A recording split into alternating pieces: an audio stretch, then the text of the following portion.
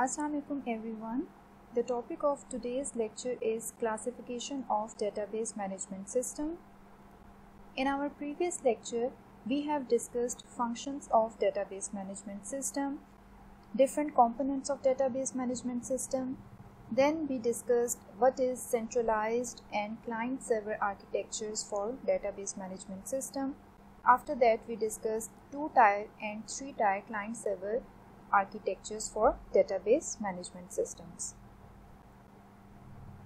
In today's lecture, we will discuss the classification of database management systems. So classification of database management system can be done on different criteria.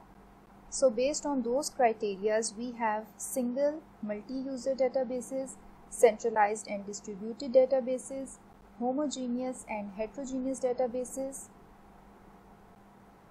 So first of all, the classification of database management system can be done on the following 3 criteria. So the criteria we have is data model, number of users and database distribution. So we will be classifying our DBMS based on these 3 criteria. So let's have a look on each of them. First, we have classification based on data model. So data model is actually a collection of concepts that is used to describe the data structure. Here by data structure means the data types, relationships and constraints on the data. We have different kinds of data models available and different DBMS use different underlying data models. So based on data models, we can classify our database management systems.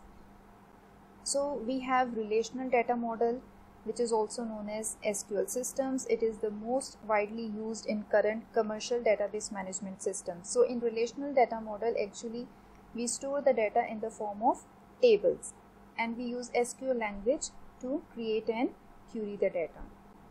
Then we have object data model. It has been implemented in some commercial system but has not had widespread use. So in object data model, the data is considered as object which has some properties and behavior.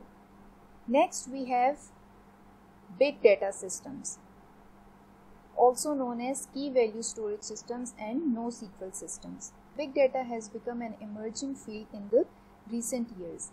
We can define big data as 3V. 3V stands for volume, velocity and variety. So these 3V actually defines the big data. If your data is generating in huge volumes at higher velocity and it has different variety, for example it can be a text, image or video, so it has different varieties. So these 3V actually defines the big data, and in big data we actually talks about huge amounts of data. We can take example of Twitter.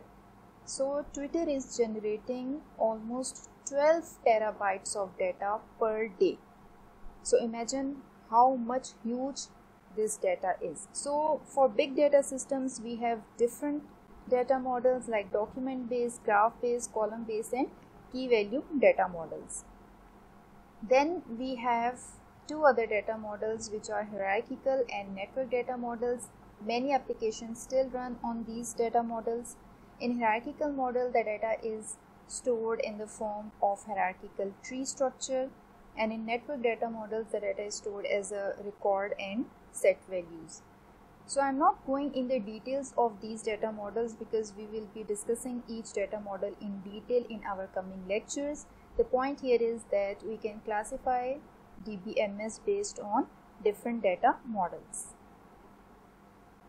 Next, the second criteria on which we can classify DBMS is number of users. So first we have single user systems. It support only one user at a time and are mostly used with PCs. So in single user system, a single user can access the database at a time. These are mostly for personalized desktop experience, like we have MS Access that is installed in our PC. So single user systems are easy to manage. They can be used for a small scale applications. Next we have multi-user systems. which include majority of database management systems, and it supports concurrent multiple users. Of course, when you are designing the database for some big organization, there is a need that multiple users can access the system.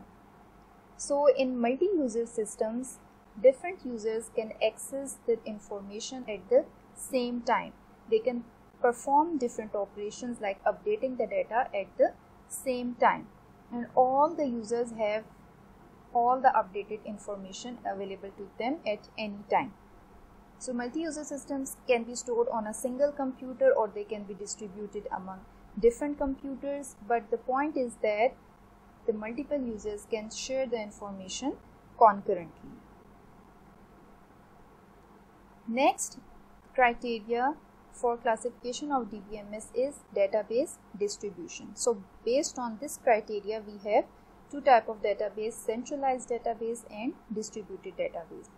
In centralized database, the DBMS and database are stored at a single site, at one place.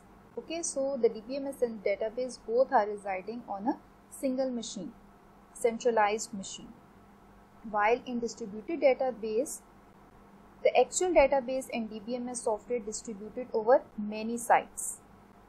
So the database and DBMS is not present at single point, but it is actually distributed among different systems. The management, modification and backup of this database is easier as entire data is present at same location. So of course, when the whole database is present at one centralized place, so it is easy to manage and modify this database. But the management and modification of distributed database is difficult as it is spread across different physical locations. So you need to keep data updated in all the locations in which your database is distributed. So it is difficult to manage distributed database. Bottleneck when multiple users access same file simultaneously. So in centralized database, because the database is present at single place, so imagine if more users are accessing the data than the capacity of the hardware that is actually hosting the DBMS, so there will be a bottleneck.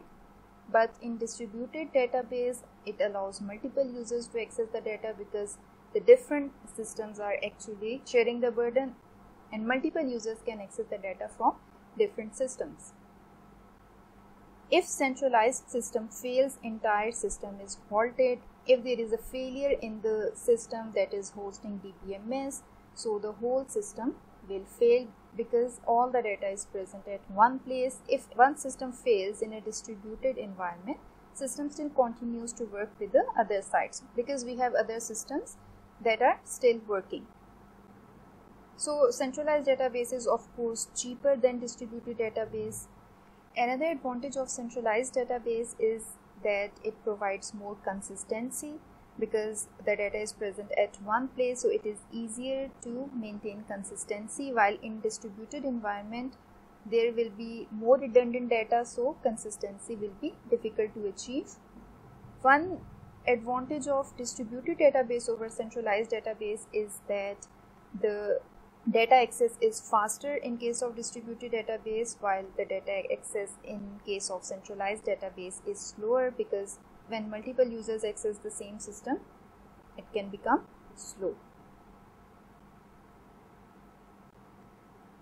Next, this distributed database is further classified into two database systems. One is homogeneous database and the other is heterogeneous database. So in homogeneous distributed database management systems, they use the same DBMS software at all the sites. So in all the distributed systems, there will be the same DBMS software running. While in heterogeneous database, they use different DBMS software at each site. So in case of distributed heterogeneous database, the different systems at different locations will be using different DBMS software.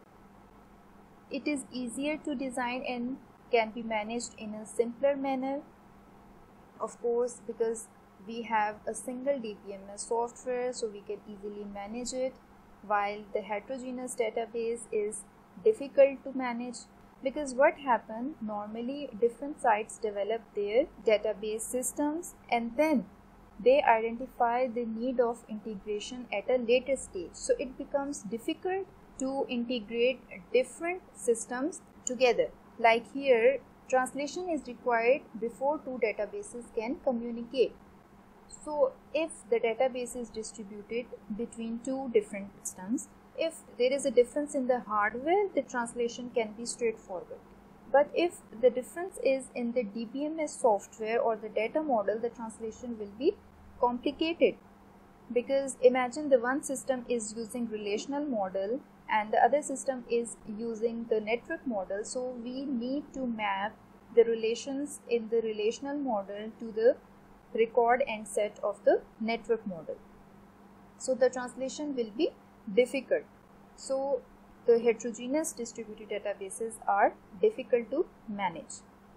It allows increment growth, so you can easily add more systems or more sites to your database systems because all are using single DBMS. While here in heterogeneous database, incremental growth is difficult because different systems are using different DBMS, and then to integrate those different DBMS together is a difficult task. This is the diagram for homogeneous database. Here you can see that the database is distributed among different systems and the global user is accessing distributed systems, but each of them has the same software running and they are using a single global schema.